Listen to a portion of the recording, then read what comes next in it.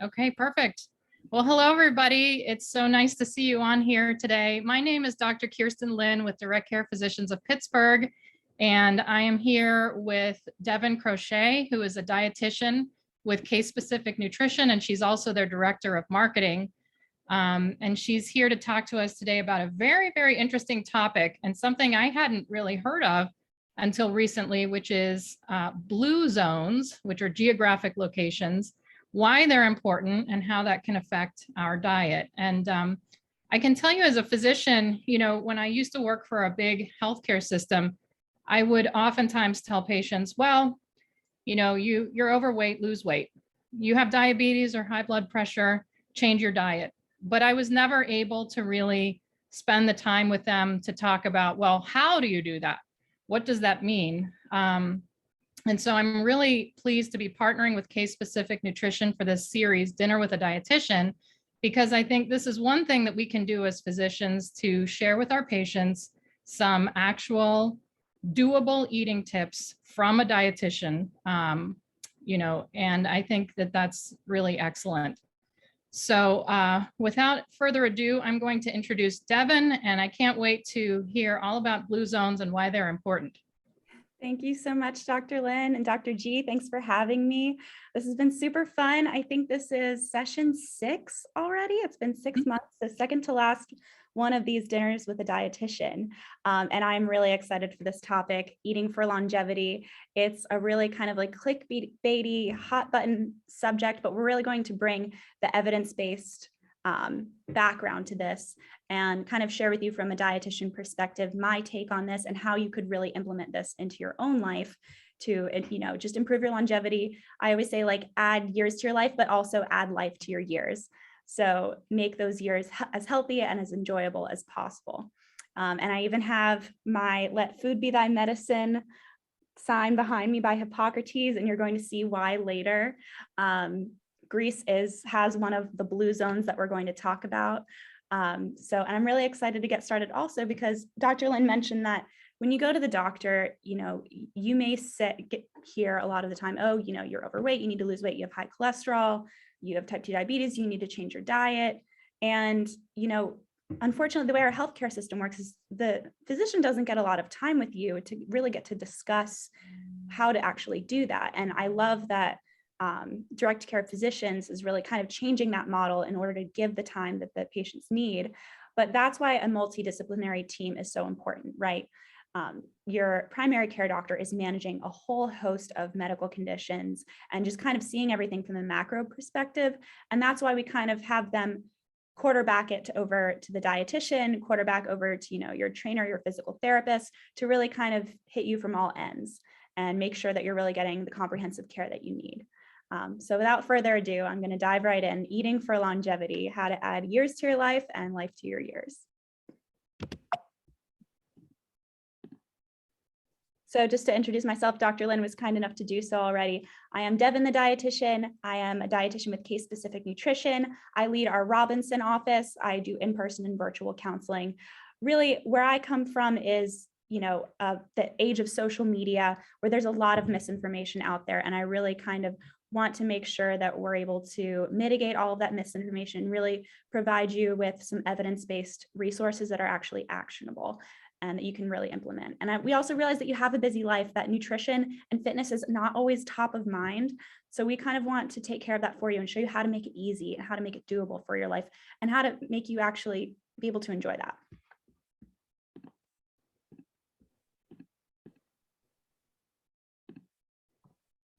So starting with just a little bit of an explanation of these blue zones, we call them the hot spots for longevity.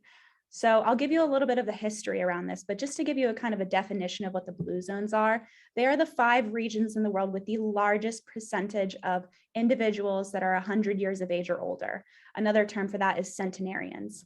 So these regions around the world have lower rates of chronic disease, mental illness, premature death, a lot of these chronic diseases that we suffer from in the United States today. We're lucky enough to have access to antibiotics and a lot of these kinds of treatments and medicines that will prevent death from, infectious disease, which used to be the primary cause of death for most of human history. But now we suffer from these chronic diseases that really have to do with our diet and lifestyle and can be prevented. And that's what we're going to try and dive into, because what we noticed about these blue zones is that they have much lower incidences of these chronic diseases that we struggle from, diseases that tend to have underlying inflammation. So their diets and their lifestyles in general just tend to have very anti-inflammatory tendencies. And so we'll talk about how they achieve that. And of course, they didn't do this on purpose, right? This was kind of just sort of accidental. But that's why it's so interesting to have the research to kind of dive into this and figure out how, like, what is it exactly going on in these regions? Why are they living so much longer than everyone else? And why are they living lives that are so much healthier and happier? And, you know, they're not suffering with, you know, not being able to walk or not being able to move around, not having the cognitive abilities in their older ages. They're really living long, healthy, happy lives. And for a little bit of background on how these blue zones came about, how we even found them. So before we even had the term blue zones, these demographers, Gianni Pes and Michael Poulain, identified Sardinia, which is in Italy, as one of the highest concentrations of centenarians. Remember, those individuals that live 100 years or older. And they published these findings in the Journal of Experimental Gerontology. So then in 1999, a journalist and explorer, his name is Dan Buettner, he's the one who wrote the Blue Zones book. He built on those demographers' work by identifying 4 other regions that have the highest rates of centenarians. That was Icaria in Greece, Loma Linda, California, which is where the Seventh-day Adventists primarily are located, Okinawa, Japan, and the Nicoya Peninsula in Costa Rica.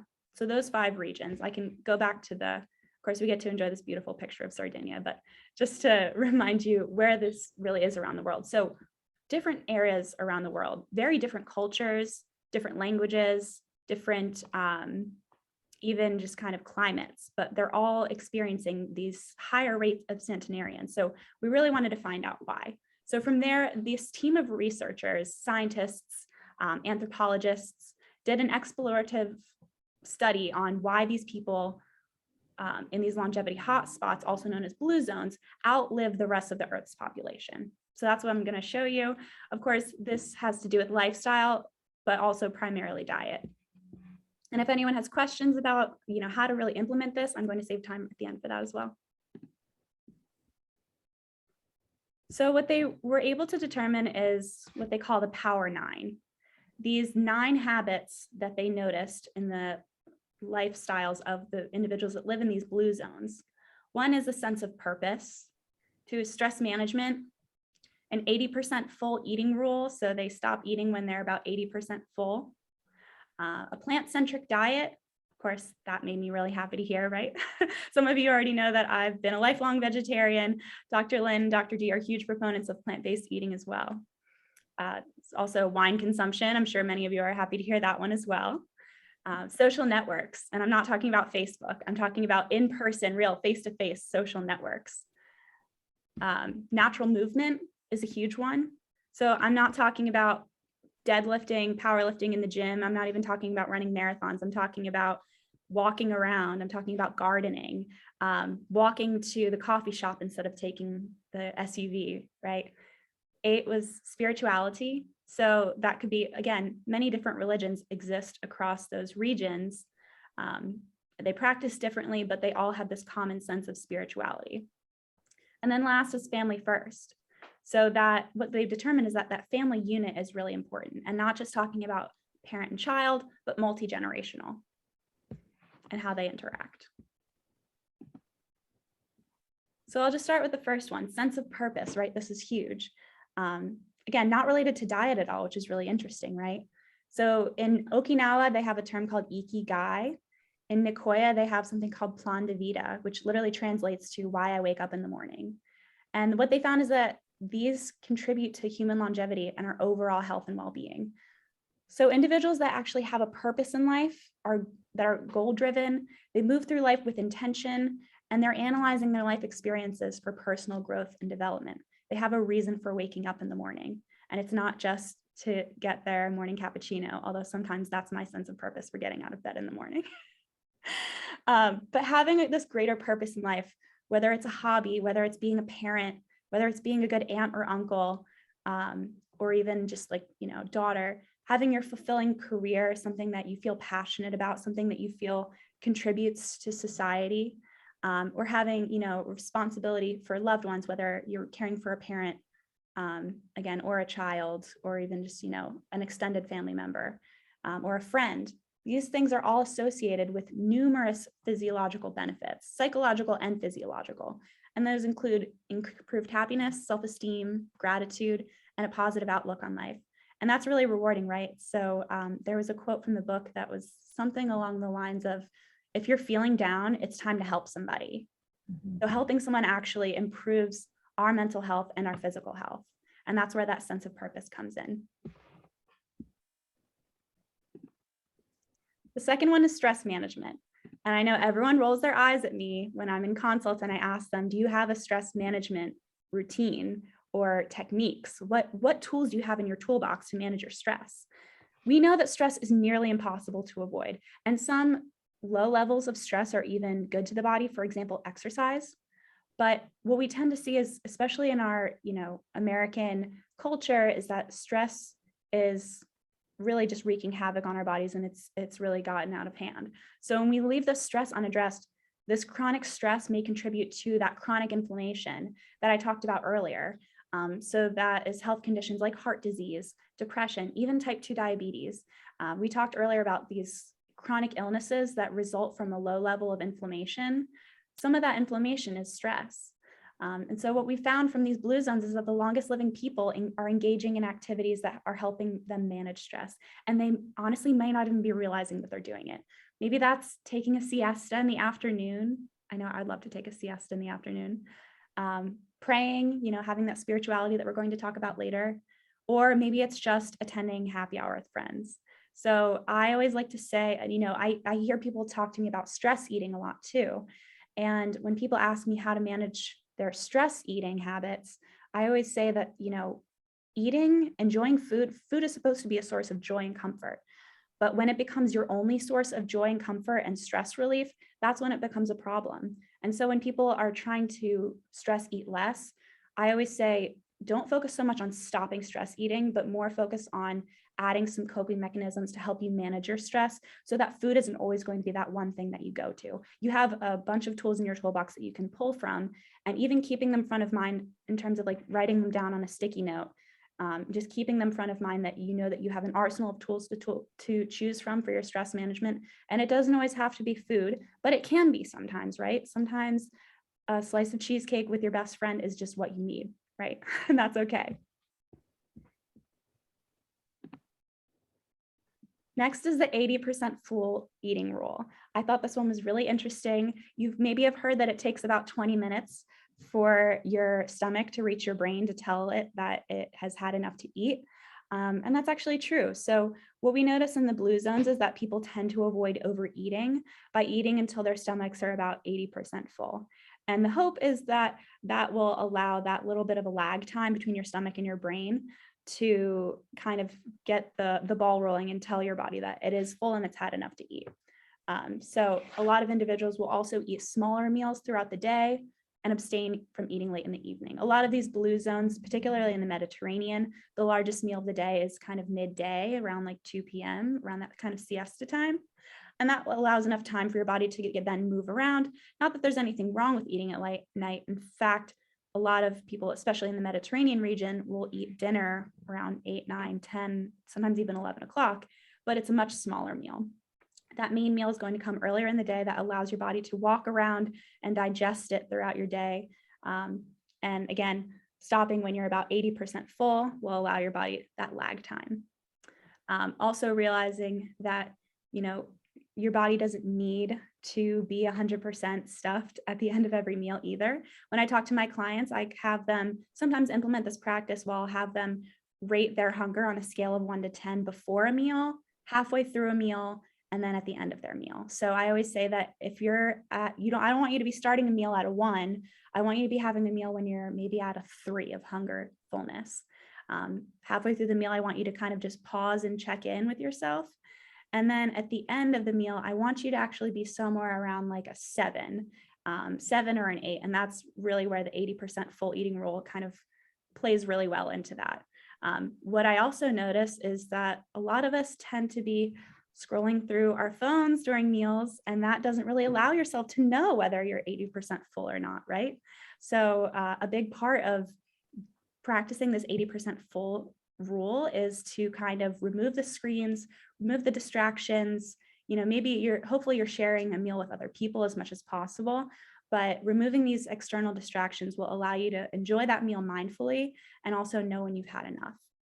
So in Okinawa, they have a principle called hara-hachi-bu, which means eat until you're 80% full. So again, try this hara-hachi-bu at home. Try to stick to this principle. It will hopefully prevent overeating and encourage that more mindful practice of eating throughout all of your meals. And then the plant-centric diet, another one of my favorites. I told you guys I've been a vegetarian forever, but what I really like about this, and I've mentioned this if you've come to my previous talks, is notice that they said plant-centric and not plants only. It's the same thing when we talk about plant-based eating, right? I'm not telling you can never have a chicken breast again, or you can never have a steak. The focus is back on the plants rather than the meat. So it's plants in addition to, not instead of meat. What we notice in the standard American diet is that meat, that pork chop, that steak, it tends to be the main course, right? It's the big shebang. It's what you're ordering on the menu at the restaurant. You're not ordering, I don't know, a kale salad, right? That's not like the main course. But what we find in these blue zones is that the vast majority of these individuals are consuming meals where the plants are the main course. Their meals are mostly plant sourced, and the animal proteins are there usually in small amounts and often reserved for special occasions. So the one exception to that would be in Loma Linda, California. I mentioned that is the main region of Seventh-day Adventists. And in those communities, they do eat all vegetarian. So this would be the one exception to that rule. But in general, they often do consume meat, but it's kind of a rare occasion. It's usually when they're going out to eat, and it's usually a much smaller portion. If you're looking for like an appropriate size portion of protein, it's usually between 4 to 6 ounces, depending on your individual protein needs. So that's about the size of a deck of cards, would be about 4 ounces. So if you think if your protein at any given meal is about the size of a deck of cards, or if it's more than that, we maybe want to shift more towards those plants, right?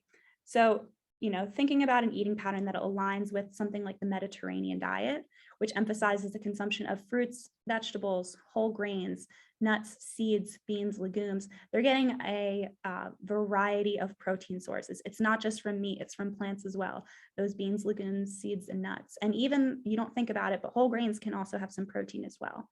So consuming your protein and, just all of your nutrients in general from a variety of sources, but primarily from plants. And choosing oils as opposed to saturated fats.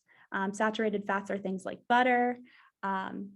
These things tend to be solid at room temperature. They also tend to clog our arteries, right, and jack up that cholesterol. So if that's a concern for you, you definitely want to be trying to swap those saturated fats like butter out for something like an extra virgin olive oil. That's going to be a lot less inflammatory, a lot less likely to increase your cholesterol, clog those arteries, and lead to things like high blood pressure and heart disease. And that's kind of where the Mediterranean diet is coming from, right? It's a focus on plants, fatty fish like salmon that have those anti-inflammatory omega-3s, and then having some of these oils like extra virgin olive oil that's going to just be a little bit better on your blood. And then they've also seen that extensive research has demonstrated a plant-heavy diet like the Mediterranean diet is associated with lower risk of all-cause mortality, lower incidences of depression, and reduced cognitive decline. So it's not just your blood pressure, it's also your, maybe you're going to be less likely to have that depression or maybe that Alzheimer's later in life. We just see that it's beneficial for lots of different things. Next is everyone's favorite, wine consumption. And I want to emphasize here, there's a lot of asterisks to this little slide.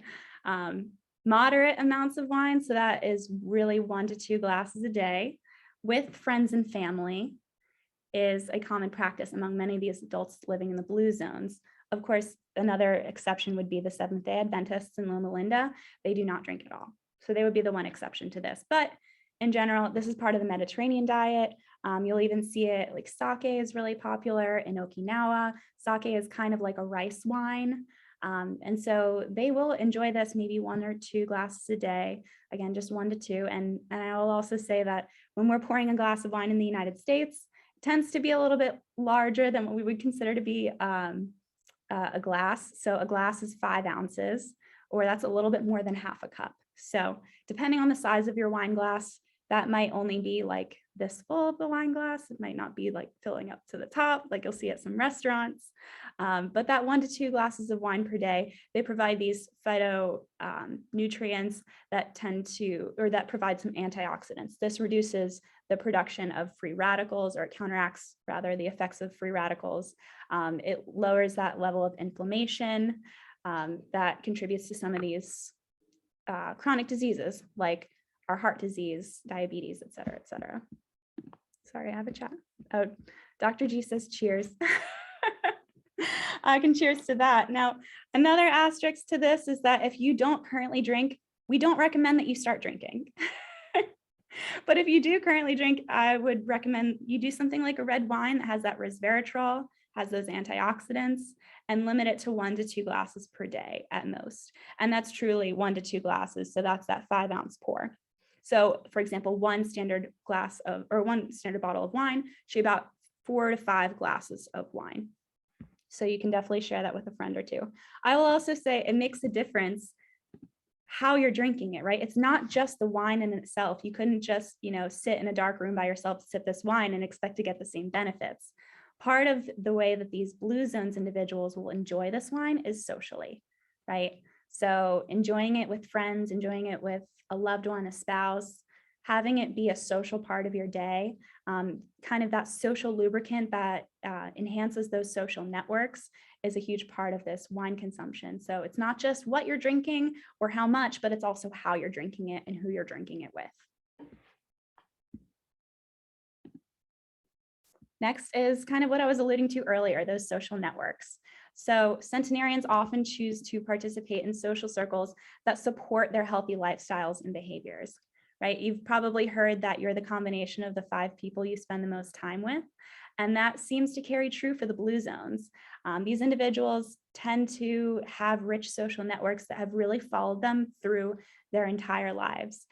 You'll see some interviews if you ever, happen to Google the blue zones with these centenarians, and they'll be being interviewed with their best friend who they've known since they were a baby. So these social networks have kind of followed them through all of life. And you can maybe kind of see how in such an individualistic society that we live in the United States, that some of these social networks, especially with the pandemic, have become fragmented.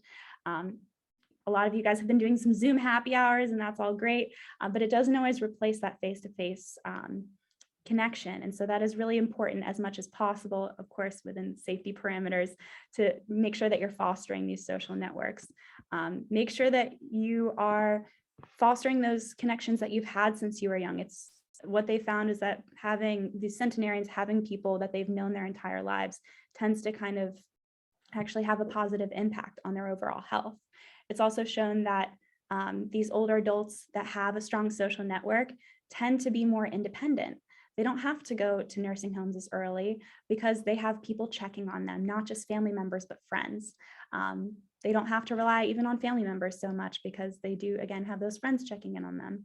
And they also, key point here is that they experience slower cognitive decline compared to those that are socially isolated. And that makes sense, right? If we always say, like with the brain, if you don't use it, you lose it.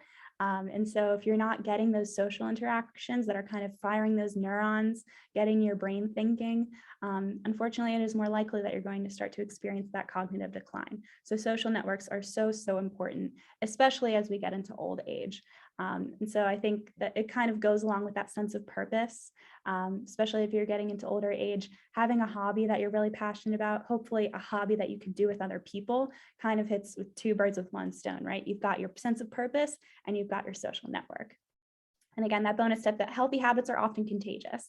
So if you're trying to implement some healthier habits, try and surround yourself with other health conscious people, and their habits might just rub off on you.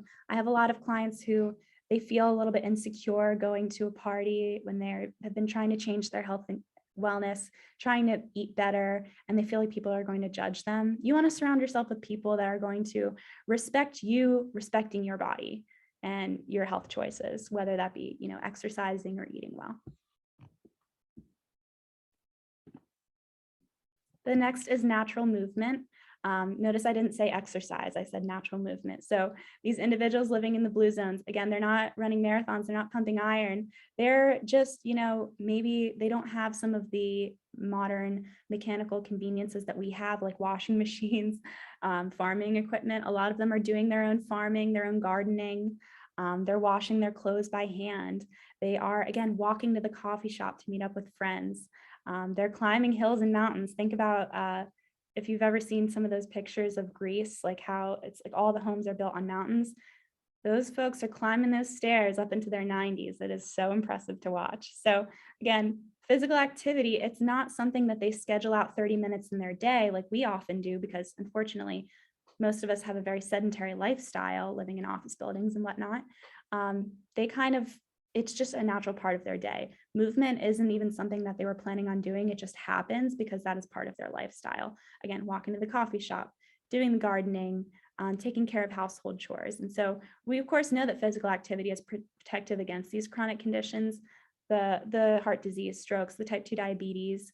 It's, that temporary increase in inflammation that you get from physical activity tends to lead to lower levels of inflammation, for example, higher levels of HDL, which is the good cholesterol. We know that it's also associated with improved physiological health and just overall quality of life. So, I'm not telling you to get out there and go to the gym. If you already do that, that's fantastic, of course. But any kind of natural movement you can add to your day. I can even show you, I've got my standing desk over there, which is not ideal. I'd love to be walking. I'd love to have some kind of like office treadmill, but it's better than nothing, right? I try to make sure in between consults, if I've got a virtual consult, I'll try to stand during that time. Or, if I've just been sitting at my desk for a while, I'll just take a little bit of a walk around the office.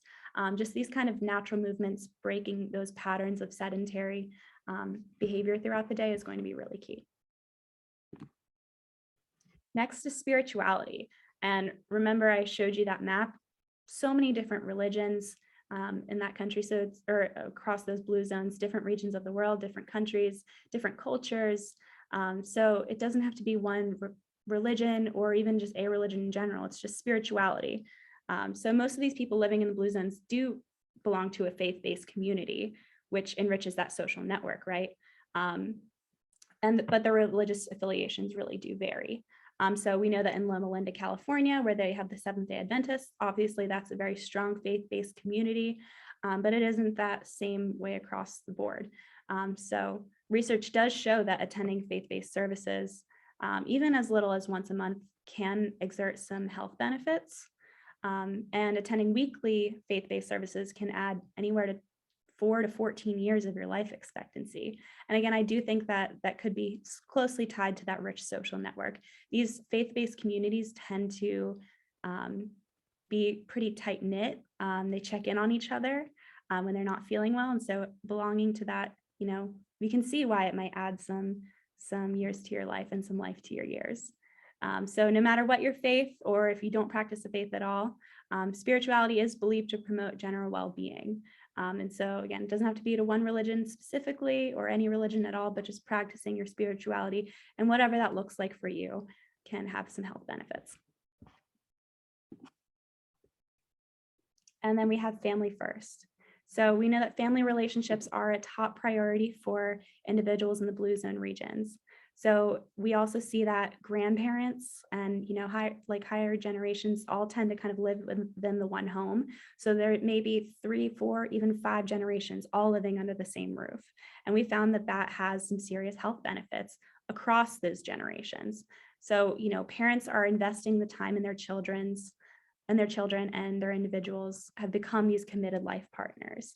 And furthermore, it's common for these aging parents and grandparents to live with their children or other family members.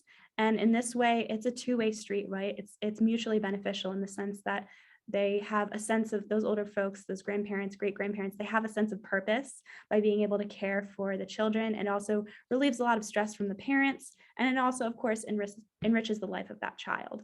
And so we can see how generationally, this family first approach can have these health benefits. And so just to recap some of the nutrition pieces of all this, I want to really focus on how we can really eat to live longer. And I'm going to be showing you guys one of my favorite Blue Zones recipes at the end of this that I actually ate and helped make this week. So the first one is eat more plants, right? I didn't say eat plants only forever and ever. I just said eat more plants, right? So make your vegetables that main course instead of the side dish. Try out some meatless meals a few times a week. Some of those meatless meal recipes will show you how to make vegetables taste good. I hear this from my clients all the time. They're like, well, how can I make a plate of steamed broccoli my main course? That sounds ridiculous. Well, what I often see is that they're seasoning their meats with lots of sauces and rubs and spices, but they're just microwaving a bag of frozen broccoli, and then it tastes like mush, and they're trying to choke it down, right? So how can we make that enjoyable? Well, first of all, I've noticed that baking with a little bit of olive oil, some salt and pepper, some other spices can definitely add some crispiness and some flavor to those vegetables. Treat your vegetables like you treat your meats. Add some sauces, some rubs, some spices, just try it out. Whatever you're doing for your meats, try doing it for their vegetables, and you'll notice that they taste a lot better. I can speak as a vegetarian. I learned how to make vegetables taste good. It's really important. Of course, follow that 80% rule. So stop eating when you're 80% full, but this is easier said than done when you are removing those distractions, AKA those screens. And I know this is dinner with a dietitian, so this does not count if you're eating this or if you're eating while watching this. But in general, just removing those distractions, enjoying mealtime with people that you love allows you to slow down, mindfully enjoy the experience, and realize when you've really had enough. And then lastly, enjoying that alcohol in moderation, right? So the Blue Zones, they tend to enjoy a maximum of 1 to 2 glasses of wine specifically. Again, I like to recommend that red wine because it's got that resveratrol, which is rich in those antioxidants, which are anti-inflammatory. But anything more really doesn't provide any benefit. So more is not more always, and it may actually have a negative impact, which we've seen if you've had a glass too many once upon a time. So this is one of my favorite recipes, so you can eat like the centenarians. So this one is from Ikaria in Greece. It's called longevity stew, and it's called longevity stew for a reason. This will definitely add some years to your life and some life to your years. So you can see here, there's some carrots. It's plant-based. It's actually totally vegan. I will sometimes add some Parmesan cheese to it. But it's got some lentils, it's got black-eyed peas, or really kind of any kind of bean or lentil you want to add to it. And I included the recipe right here if anyone wants to try it. And I can send this recipe out in the notes afterwards, and we can share it on social media as well. But it's really easy. I'll make it for the week and then just kind of be able to enjoy that throughout the week. It's rich in antioxidants, it's rich in fiber, it's rich in protein, and it's really got that, the fiber and the vegetables and the protein to help fill you up without overdoing it. And of course, is rich in those antioxidants as well. So super easy. If you've got some time, I'd definitely try it out. And just to recap on the Power 9. So these are the healthy life habits of the Blue Zones. Find your sense of purpose. Find a way to manage your stress, and have an arsenal of tools in your toolbox, not just one. And recognize that eating can be one of them, right? Eating is joy and eating is comfort. Follow the 80% full eating rule. And that means removing distractions and eating mindfully so that you're able to recognize when you're at that 80%. Following a plant-centric diet, making those plants the main course rather than the side dish like we usually make it. Enjoying that wine, 1 or 2 glasses a day max. Of course, don't start if you don't currently drink. Find those enriching face-to-face social networks as much as possible. Find people that are interested in their health and wellness and like to do the things that you like to do, that share those hobbies, that you guys can share a sense of purpose together. Maybe it's volunteering. Maybe it's, a running club, or maybe it's a gardening club. There are so many different options out there, whatever you're into. Then there's natural movement. Just trying to fit movement into your day. It doesn't have to mean pumping iron at the gym. It could just be going for a walk once an hour. It could be maybe your Apple Watch reminds you when you've been sitting too long. Then, of course, finding that spirituality, whatever that looks like for you. If you're not religious, you could try practicing meditation. You could try getting out into nature. Maybe that's your way of finding your spirituality. And then lastly, remembering that family is first. Keeping those multi-generational connections really strong, even if they're not all living under one roof.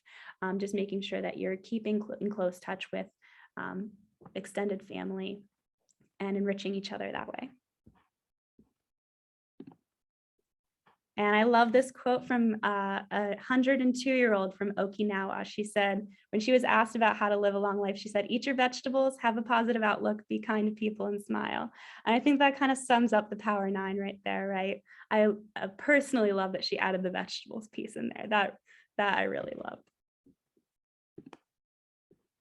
And so that really does it for my talk. As always, if you ever want to get connected with Case Specific, if you ever are interested in working with a dietitian, we've got locations truly all over the place in Pittsburgh. I personally operate our Robinson office, but we've got locations in East Liberty, South Hills, Plum, North Hills, Altoona.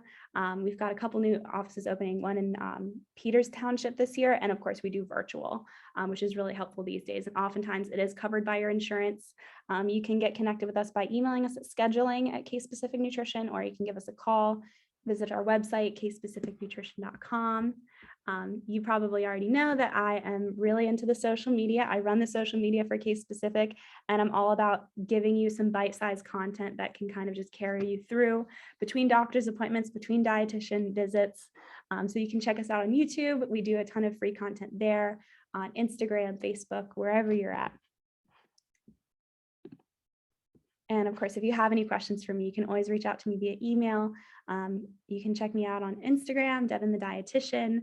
You can always message me there if you're interested, if you have any more questions, but I want to save some time at the end here for anyone that has any questions now. So we've got a couple comments in the chat, which is great. I encourage anybody that has a question to please type it into the chat, and Devon can answer that. And as usual, when I sort of co-host these with Devon, I talk to some of my patients during the day leading up to dinner with a dietitian. And I say, this is the topic, and what kind of questions might you have, even if you aren't able to join us tonight. So I have a couple for you.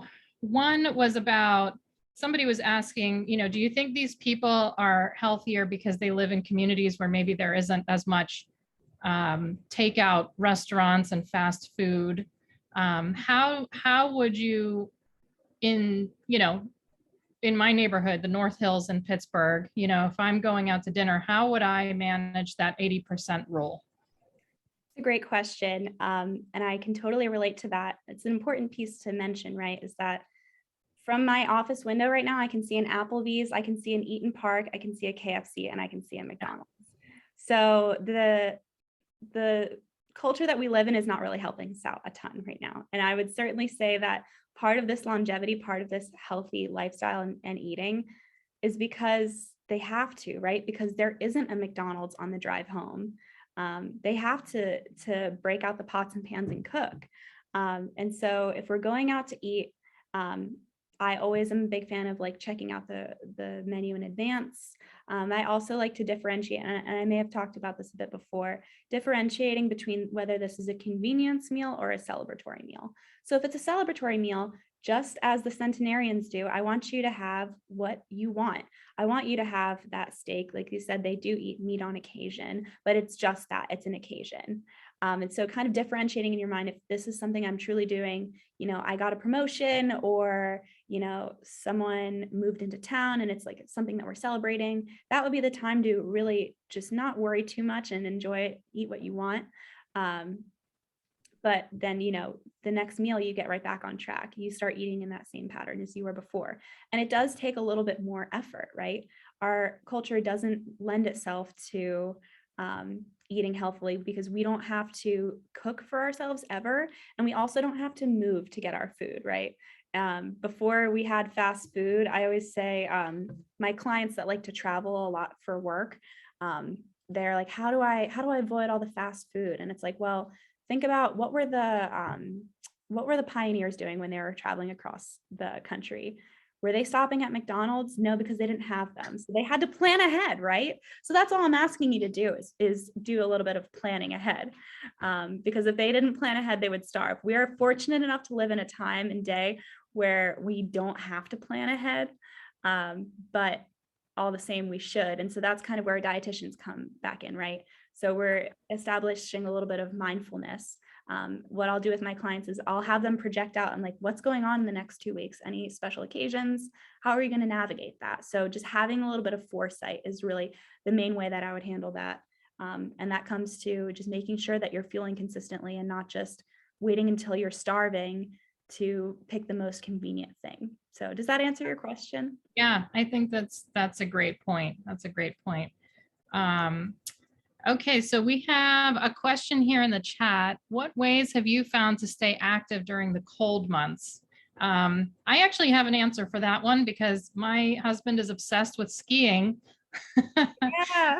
So you will find our family almost every single weekend doing some skiing. And a lot of times I get patients or people that tell me, well, skiing is only for people who can afford it. And there's some truth to that, but there are actually very affordable ways to, do winter sports, skiing, snowshoeing, ice skating. So that's one way. And I'll let Devon give her answer as well. Yeah, I think that's a really great point, right? Trying to get into those winter sports. If you live in a place like Pittsburgh, it is really hard to want to go outside now, but you'll be surprised once you get moving how much you can warm up. Now, when it's -7, I don't know how much you can warm up, but it's also a really great plug for Dr. Gentile doing the Walk at Home program. She does an amazing, and Dr. G, if you wouldn't mind dropping in the chat box your little plug where they can find you for the Walk at Home program. I think that's a really good one because it is hard to get out there this time of year. I also like to do just some kind of like, there's so much on YouTube, yoga videos. I do yoga with Tim. So even when days when I'm not feeling like getting a huge workout in, I can still just try and do some gentle movement. So something is always better than nothing. If you can get outside, that's great. Definitely check out the Walk at Home program with Dr. G because she knows what she's doing. Yeah. And I think,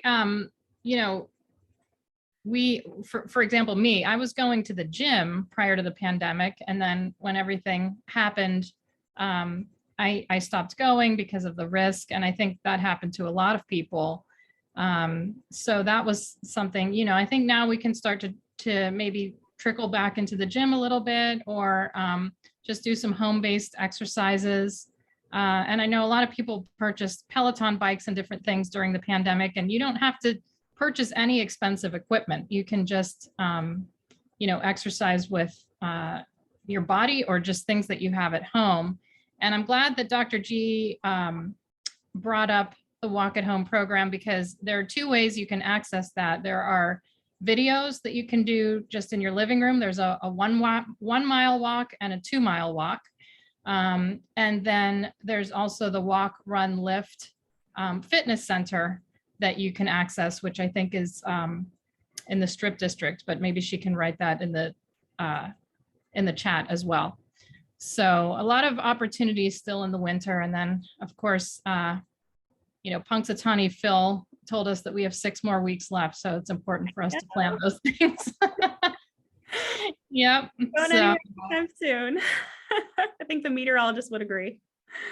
Yes, absolutely. And I think, one of the things that you brought up in this talk, Devon, is just how being social interacts with your eating life and your fitness life, and just kind of finding your tribe of people, whether you're related to them or not, to share your goals or what you do.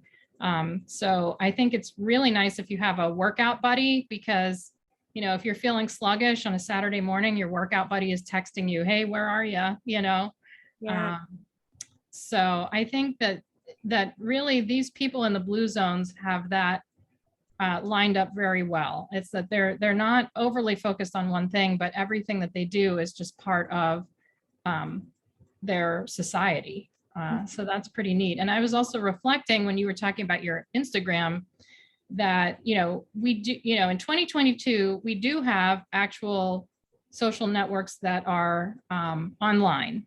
And so I think we can curate our own social networks online as well. If you're really wanting to focus on fitness, follow some fitness instructors, follow dietitians on Instagram, if that's what you want to see coming into your feed, and have that reinforced. So you can do it both ways, in the in-person and the virtual realm. Mm-hmm. Yeah, absolutely. And I'm trying to think of he was the Surgeon General I'm thinking back to what you were mentioning about connection, the social connection. Definitely finding your tribe. A lot of people find their tribe through social media, and that's a beautiful. Yep. Definitely curate your social media feed to people who are, not necessarily like body shaming or, making you feel pressured to look a certain way, but really just people that take an interest in their health and their eating habits and are going to be a positive impact in that way. And when it comes to connection, I'm thinking of the U.S. Surgeon General. Currently, I'm trying to think of his name, but he wrote a book, I think it's called Wired to Connect. And he talks about how important it is for us to have these social connections and how they are so, so important to our health, and how it's been especially difficult during the pandemic. A lot of people's social networks have become somewhat fragmented. And so really putting an emphasis on that for your own mental and physical well-being, we can see adds life to your years and years to your life. Yeah, definitely.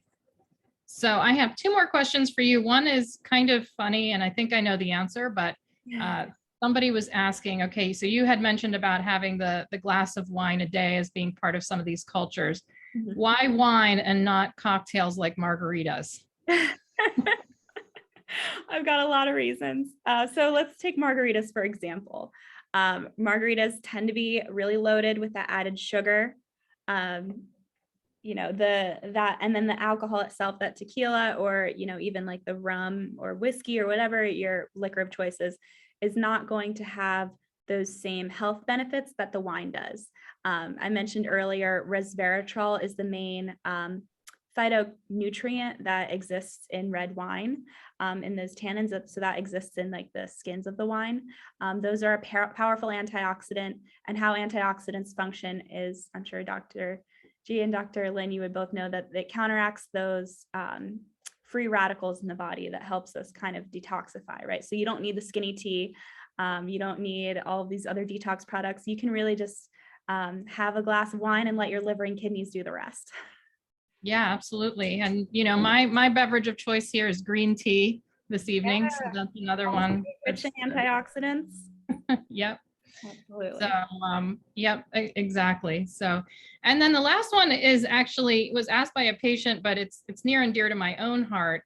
So Devon, you had mentioned that you're kind of a lifelong vegetarian, and I'm relatively new to that eating style. And I would say, I'm more like the plant centric, right? I don't never eat meat, but it's becoming more and more rare. But if you haven't grown up with that eating habit, what's a good way to start incorporating more plants or knowing what spices and sauces to use on your lentils? And like last night I made lentil burgers, but I will admit that they were pretty dry and kind of flaked apart. So it's a journey, but what's a good like first or second step, would you say? Right. Well, I think you hit the nail on the head by saying it's a journey. It's just that. So step one is don't give up. Yeah. You may find that the first thing that you try might not be the best. And that was probably the same for when you started making meat for the first time. So recognize that like, this is what it feels like to be new at things. So step one really would be trying some meatless meals. So trying out some there are a million recipes on the internet for some meatless meal ideas. And really another way you could kind of try to start implementing this is, again, instead of making the meal completely meatless, just try to make the vegetable the main course. So maybe it's like a really delicious, like Thai peanut sauce salad with some like red cabbage, some zucchini noodles, something like that, just trying to make the vegetable kind of the main course. And then experimenting with honestly some of the same spices and seasonings that you use for your meat will make them taste just as, well, maybe not just as delicious, very close. Yeah, I agree with that. I actually have been for years using Montreal steak seasoning, and I did start sprinkling that on veggies, and it's very tasty. I use the lemon pepper that you'll use on chicken. I use that for Yep. some of my veggies. Yeah, exactly. I will put an asterisk that Montreal steak seasoning is pretty high in sodium, so it has to be just a sprinkle. Otherwise, you're going to end up with high blood pressure, and we don't need to go there. But yeah, I think also you had mentioned Thai spices. I think getting into maybe other cultures, you know, like Indian food, for example, I think there's a lot of vegetarian options there. Yeah, that's a great point. Indian, Thai, all of these foods, even like there's some good Mexican, you know, just doing some veggie fajitas, stuff like that. Yep. There's so many options, especially when you start experimenting with different cultures, different flavors, things like that. Yeah, I agree with that because I'm Italian, so I grew up with a lot of lasagna and this type of thing. And as I've gone through the journey, I'm eating more Asian foods and, learning about different bok choy, for example. I'd never eaten that growing up. So it's kind of fun to experiment with all these things. So, well, that's great. So I don't think we have any other questions in the chat. And so to wrap up, I just want to thank everybody who watched the video and participated in the conversation. And, we're always happy to continue the conversation. And what's neat is to have a synergistic relationship between a physician and a dietitian. And as Devon said, pulling other people into the conversation, pharmacists, physical therapists. We love to, incorporate all those folks into our prevention and treatment plans for our patients. So we're always happy to talk to anyone or see you at one of our offices. You can look for us at directcarepgh.com. And again, Devon's with case-specific nutrition with multiple locations as well. So we look forward to continuing the conversation. And Devon, you said we have one more episode next month, right? One more episode. I'm not sure what the topic is yet, but it will be out on the social media. So you can follow Direct Care PGH to find out more about that. That's excellent. Well, I look forward to seeing that one as well.